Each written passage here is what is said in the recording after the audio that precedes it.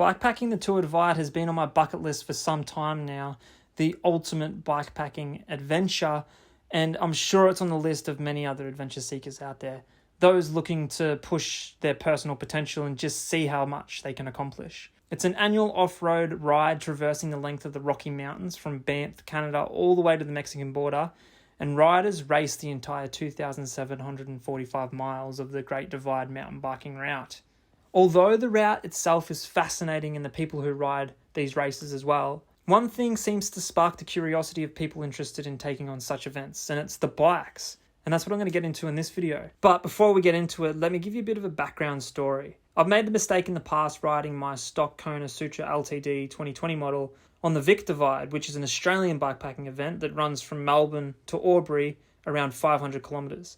It's just a warm-up to the Tour Divide, which is 4,418 kilometres for the Aussies out there. But the thing was that the gearing on my bike wasn't ideal. I was running a 1x11 SRAM Rival setup that had a 32-tooth crank and a 1042 cassette, which gave me only around a 24.5-inch climbing gear, which made it quite hard on those very steep sections with all my potatoes.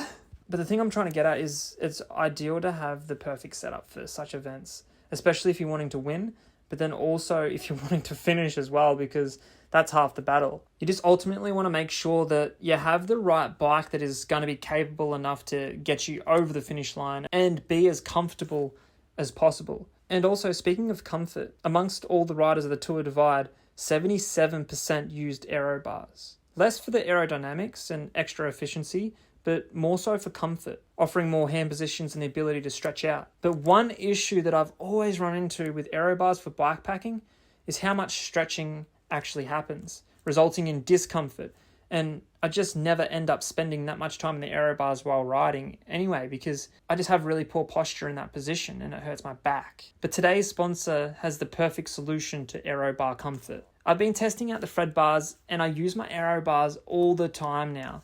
They raise the aero bars up and bring them back, resulting in less reach, allowing you to rest in a more relaxed, crouched position. However, most are missing out on the extra comfort the Fred bars can provide, ultimately resulting in less fatigue over the long haul. Number one on the list is the BMC 2-Stroke 1. This is the bike that won this year's Tour Divide. It stands out as a modern and versatile hardtail bike, boasting TCC designed carbon frame with unique geometry tailored for challenging terrains. The winning bike build was a full custom setup featuring XS30 carbon wheels from Beast components paired with a Sun Dyno hub in the front, powered by a SRAM Eagle XS Red drivetrain configured with a 34-tooth by a 1052 tooth in the rear. This gives the bike a 18.68-inch climbing gear and around a 97.7-inch largest gear. But the 2-stroke comes with added features like wide tire clearance, integrated protection for both fork and frame,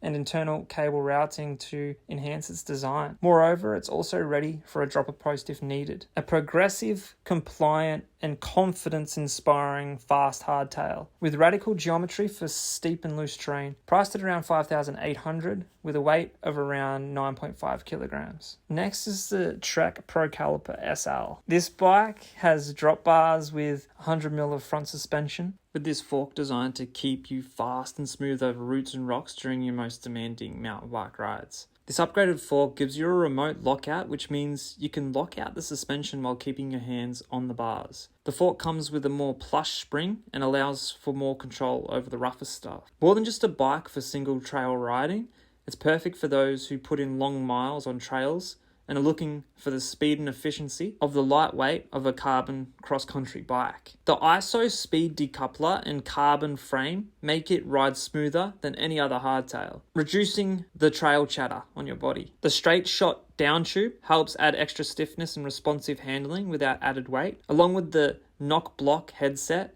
which protects against spinning bars and fork crowns, stopping your handlebars from spinning all the way around in an event of a crash. Price for this rig is around $3,000 and it weighs in at around 11.5 kilograms, with a max tire clearance of 29ers by 2.4-inch tires. The Nomad bike, designed for the adventurous and curious traveler, prioritizes versatility and freedom in its design.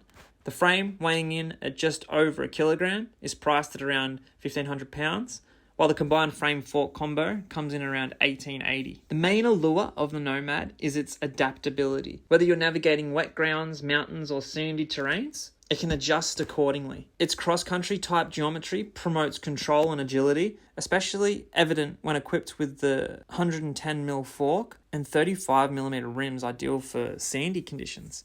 The balanced geometry, featuring a slack 68.5 degree head tube and an enhanced reach with 435mm of chainstay, ensures precise control over challenging terrains and perseveres agility for tighter trails. The bike also focuses on integrated design, with cables and housing seamlessly entering the frame, enhancing both the bike's aesthetics and function. This integrated system is compatible with a variety of standard ACR type integration systems available in the market. Next is the Binary Bicycles Habit. This bike is tailored for those with the adventurous spirit. It's built for both speed and endurance. Its titanium frame ensures a comfortable ride, absorbing the roughness of terrains like washboards and ruts. This versatile frame can accommodate a range of tyre sizes, from skinny gravel tyres all the way to broader 29er by 3-inch tyres, allowing riders to adapt based on their upcoming journey. One of its standout features is its sizable front triangle, perfect for fitting a frame bag. Next is the Moots MX RSL. It's just another one of those beautifully designed titanium bikes that is sure to get you across the finish line. Moots have been handcrafting bicycle frames in the Rocky Mountains since 1981 and earning a reputation for building some of the finest quality titanium road, mountain, cross and specialty frames on the market. And I've got heaps of information on these bikes if you guys want to know more about them. There's a link to the blog post version of this video down below, so definitely give that a read, and you can read up more information on these bikes that I mentioned. But the next one that I want to talk to you guys about is the Fasari Solitude 29. This bike build is fully rigid. It rides on Zip Zero Moto wheels equipped with Dynamo hub, and its tyres are Swalby Racing Ray and Ralph, both sized at 2.1 inches. With a SRAM transmission, which comes with 34-tooth chainring and a wide range 10-52-tooth cassette. For added comfort on bumpy terrains, it incorporates a redshift stem and a Cane Creek seat post for some suspension. A notable feature of those long rides is the infinity seat, ensuring rider comfort. Additionally, it comes with an aero bar that brings together various features, giving the rider an aerodynamic advantage. But along with a product like the Fred bars, you can also ride in comfort as well. And this bike appears to be a solid choice for those considering participating in the Tour Divide race, providing a blend of speed, comfort, and durability. Next was a very common bike amongst riders, the Salsa Cutthroat. And it's no surprise, as the Cutthroat is Salsa's Tour Divide inspired drop bar bike. There's no doubt a lot of people chose this bike as it's an immensely capable carbon bikepacking bike. Derived from a rich lineage, the Cutthroat features a unique drop bar mountain bike geometry designed to instill confidence even when the trails get quite rough. The carbon frame ensures efficient energy utilization, while its Class 5 VRS rear end effectively absorbs minor jolts from both roads and trails, helping riders maintain their energy. Additionally, the Cutthroat offers multiple cargo mount options, which is pretty standard with Salsa bikes, allowing riders to personalize their gear setup. Prices range from around $3,500 to $7,800, and the weight for a mid-range model to upper mid-range is around 11 kilograms. And one cool thing about these bikes is they have an official tire clearance of 2.4 inch tires, but some people have been able to fit around 29 by 2.8 inch tires on these bikes. Next bike is quite beautiful. It's the Rodeo Labs Flanimal 5. This was actually quite a popular option. A few riders rode this bike. The one included here is riding on a Rodeo 2-wheel set, SRAM AXS drivetrain with a 36-tooth chainring and a 1052 12-speed cassette. Since 2015, the Flanimal has been the gold standard for adaptability, whether on roads, gravel, or challenging terrains. This bike can be tailored to any rider's imagination.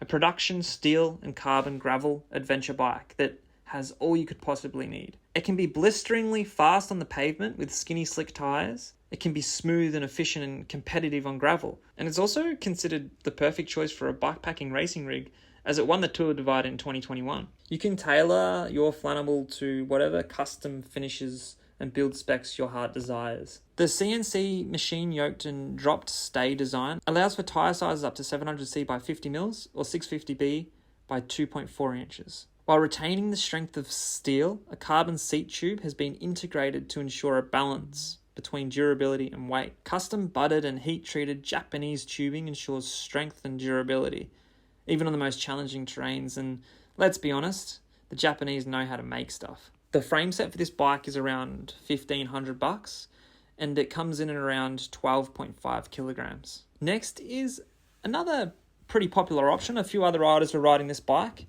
the Mason In Search Of. And this particular bike is steel framed paired with a carbon fork and features a SRAM 1x12 electronic shifting system. This rig is available in some nice build options with about 4 models to choose from, all starting from around $3,800 from the Rival 1x setup. It has to be one of the most capable looking drop bar bikes upon first impression. The ultimate steel adventure bicycle has been adopted by the ultra endurance community, realizing the comfortable, fast, multi-surface capabilities of this bike, making it ideal for such continent-crushing rides. This is almost like the holy grail of gravel bikes, well, suspension gravel bikes, if you want to say. This particular model is a 2022 and is equipped with the 52cm PNW Coast drop bars. It's a fast gravel bike that's also comfortable, capable, and fun for exploring. A suspension gravel bike that we haven't covered too much here on Cycle Travel Overload. However, we've covered the very unique carbon gravel suspension fork design that comes with this bike as the option, adding to that extra on-bike comfort. It's a very unique suspension fork design. This bike is available in 4 main build options with that Grit 3rd Gen carbon suspension fork. And the top pick for the Tour Divide would have to be the Ultimate model. While some have transformed this into a mullet drive conversion, the Ultimate model comes with a 1x12 electronic drivetrain setup. Prices for this bike can range from $2,600 all the way up to $6,000, and it weighs in and around 8.5 kilograms. But I hope this video was informative to you guys and gave you guys some ideas for some really awesome bikes for this event. Yeah, I really had fun talking about these bikes and sharing it with you guys. So make sure you subscribe to the channel because I'm planning to put out a lot more videos like this one and try and help inform the adventure cycling community because I love it. And I hope you guys do too. So I'll see you guys in the next one.